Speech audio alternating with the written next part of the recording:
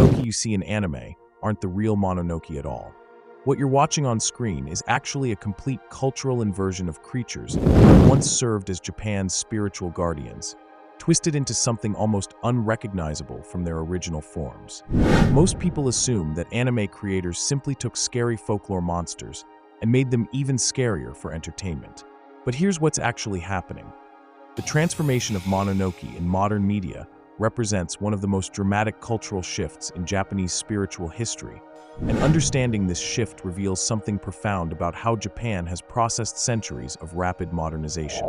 Today I'm going to show you the real Mononoke from traditional Japanese folklore, explain how they became the creatures you recognize from anime, and reveal why this transformation tells a deeper story about cultural trauma and spiritual disconnection. Let me start with something that might completely change how you view these spirits. In traditional Japanese folklore, Mononoke weren't primarily malevolent entities. They were what scholars call liminal guardians, spirits that existed at the boundaries between the human and natural worlds, serving as both warnings and protectors when those boundaries were threatened. The word itself breaks down into mono meaning thing or spirit, and noku meaning presence or essence. So Mononoke literally means the essence of things. They were the spiritual manifestation of natural forces, emotions, and places that had accumulated enough energy to become conscious. Drop a comment below and tell me where you're watching from and how the weather is there today. I'm curious to connect with viewers from around the world who are interested in these deeper cultural connections. Here's where it gets fascinating. Traditional Mononoke appeared in response to specific triggers, desecration of sacred places, intense human emotions like grief or anger, or when the natural balance was disrupted. They weren't random monsters attacking people. They were spiritual responses to spiritual problems. The most famous traditional example is the Onryo, often mistranslated as vengeful ghost, but actually better understood as a Mononoke born from injustice.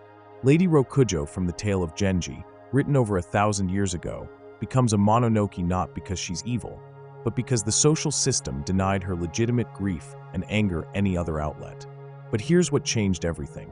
During the Meiji Restoration in 1868, Japan underwent rapid westernization and industrialization. The government actively discouraged traditional spiritual practices, demolished thousands of shrines, and promoted a new worldview that positioned traditional beliefs as backward superstition. This created what anthropologists call spiritual displacement. The cultural mechanisms that had previously allowed people to understand and work with Mononoke were suddenly unavailable. The spirits didn't disappear, they just lost their cultural context. Without that context, Mononoke transformed from complex spiritual phenomena into simple antagonists. This shift became especially pronounced in post-war Japan, where rapid technological advancement created an even deeper disconnect from traditional spiritual understanding. What mythology topic baffles you the most? Drop it in the comments below, and I'll research it for a future video. Your questions drive the content I create. Now let's examine how this plays out in modern anime. When you watch Princess Mononoke, you're actually seeing Miyazaki's attempt to restore some of the original complexity to these spirits. The forest spirits in that film aren't just magical creatures. They're representations of the natural world responding to industrial destruction, which is exactly how traditional Mononoke functioned. But most anime takes a completely different approach. In series like Mononoke or Ayakashi, the spirits are portrayed as problems to be solved or enemies to be defeated. While these shows are often brilliant in their storytelling and animation, they've fundamentally altered what Mononoke represent. Here's the first major difference that changes everything. Traditional Mononoke had what folklore scholars call moral neutrality. They weren't good or evil, they were natural forces responding to circumstances.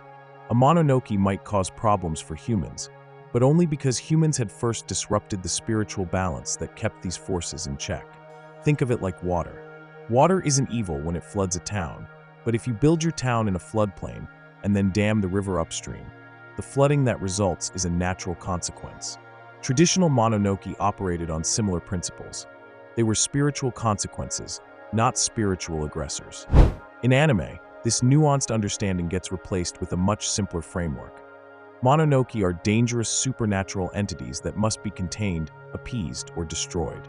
This reflects modern Japan's relationship with its own spiritual heritage, something to be managed rather than understood, controlled rather than integrated.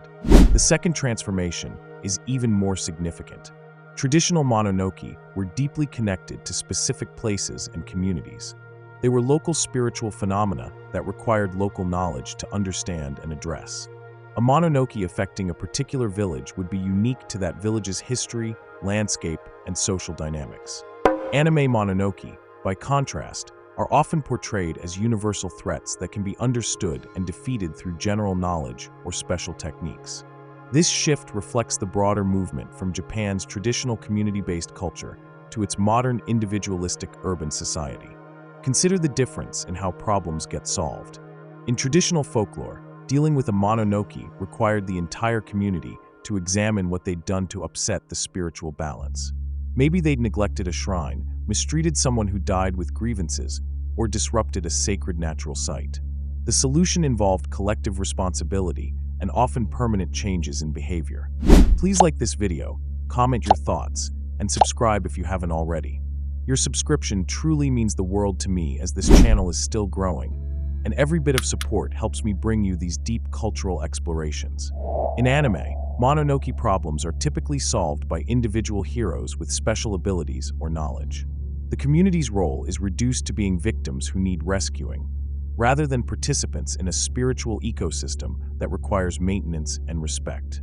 This shift has profound implications beyond entertainment. When traditional spiritual frameworks get replaced by simplified narratives, entire ways of understanding the world disappear. Traditional Mononoke stories taught people how to live in harmony with forces beyond their control. Anime Mononoke stories teach people that supernatural problems require supernatural solutions. But here's what makes this even more complex. Some modern Japanese spiritual practitioners argue that real Mononoke phenomena have actually increased as Japan has modernized, precisely because the traditional frameworks for managing spiritual balance have been abandoned. They point to the rise in what's called urban folklore, mysterious phenomena in cities, unexplained psychological disturbances, and what some researchers classify as techno-spiritual manifestations. Whether you believe in literal Mononoke or not, these patterns suggest that dismissing traditional spiritual frameworks has created new types of social and psychological problems. The most striking example is how modern Japan handles places with negative spiritual associations. Traditional communities had elaborate rituals for cleansing and maintaining such places, treating them as ongoing spiritual responsibilities.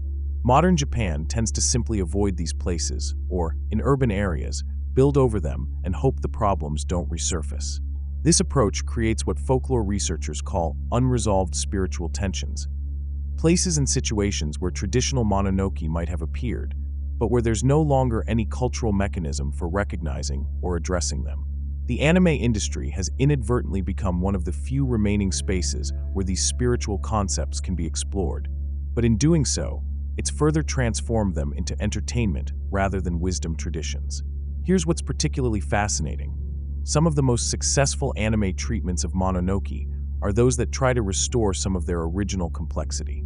Studio Ghibli's films consistently portray spirits as morally complex beings whose conflicts with humans arise from legitimate grievances. These films resonate globally because they tap into something that purely antagonistic portrayals miss.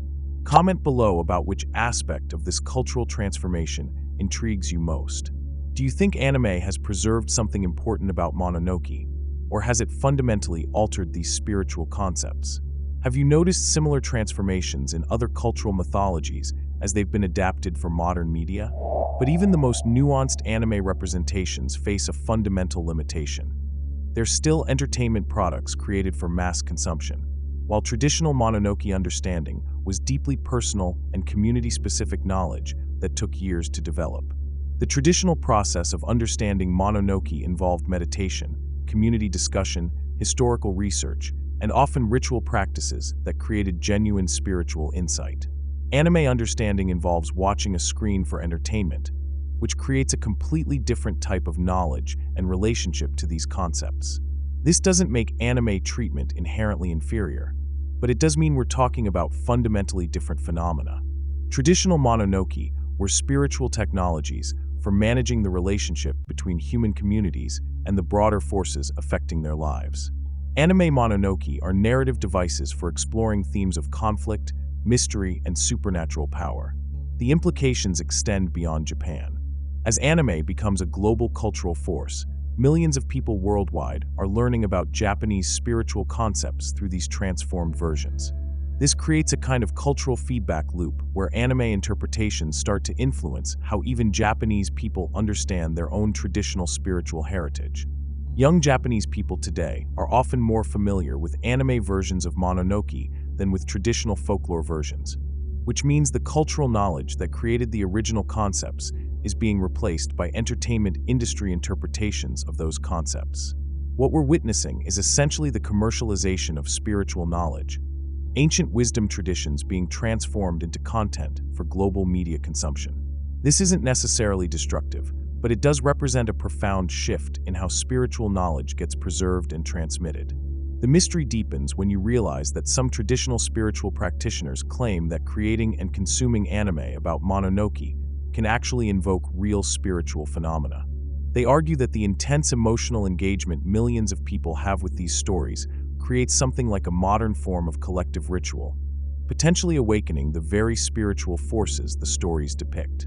Whether or not you believe in literal spiritual entities, the psychological and cultural effects are undeniable.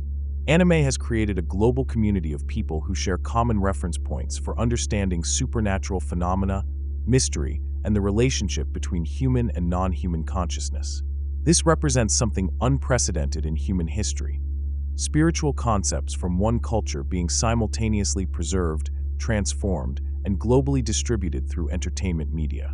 We don't yet know what the long-term implications of this process will be. So here's what we've discovered. The Mononoke in anime aren't just simplified versions of traditional spirits. They're the result of a complex cultural transformation that reflects Japan's relationship with its own spiritual heritage. Traditional Mononoke were local, morally neutral spiritual phenomena that required community understanding and response. Anime Mononoke are globalized, morally coded entities that can be understood and managed by individuals with special knowledge. This transformation reveals something crucial about how cultures process rapid change. When traditional frameworks become unavailable, the spiritual and psychological needs those frameworks address don't disappear. They get expressed through new mediums. Anime has become one of the primary ways modern culture explores supernatural themes, but in the process, it's fundamentally altered what those themes mean. Understanding this difference doesn't diminish the power or beauty of anime treatments of Mononoke. Instead, it reveals that we're witnessing two different but related phenomena: ancient spiritual wisdom and modern mythmaking, each valuable in its own way, but serving very different functions in human culture.